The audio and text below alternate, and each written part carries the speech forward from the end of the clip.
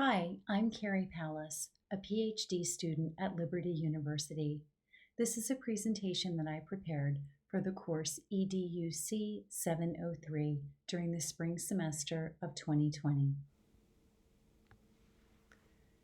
The thesis for this project questions whether Horace Mann, who was widely recognized as the father of the common public school system in the United States, should actually be recognized as the father of the entire American school system. During his time as secretary for the Massachusetts Board of Education, Horace Mann published 12 detailed annual reports that shared with everyone the data that he had found surrounding what was currently happening in the schools in the state of Massachusetts. Significant changes were made to the schools in Massachusetts as a result of these reports. When we consider the work of Horace Mann and his philosophies through a Christian worldview, there's a disconnect between the values that Mann wanted children to learn and his disdain for including religion in the curriculum. Mann's paramount moral values were those of hard work, effort, honesty, diligence, thrift, literacy, respect for property, and respect for reason. These are values that are consistent with values held by those who hold a Christian worldview. Mann, however, was strongly opposed to including religion in the curriculum in the state public schools that he was rebuilding in the state of Massachusetts.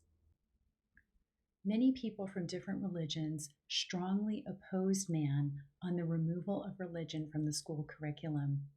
Included in the groups of people who opposed him were Roman Catholics.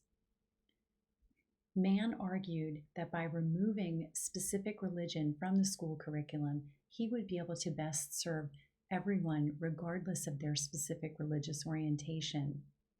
In response, the Roman Catholics separated from Mann and the public school system, and they actually formed their own private parochial school system. When we take a closer look, we see that as a result of Horace Mann's efforts, when we look at the total number of schools in America today, 20.7% of them are private schools. They're not part of that public school system that Horace Mann was creating, but they were created directly in response to actions that Horace Mann took. By removing religion from the curriculum in the public school system, Horace Mann forced the hand of the Roman Catholics, who went on to successfully create their own private parochial system of schools. Other religions followed suit, and other groups also created private schools.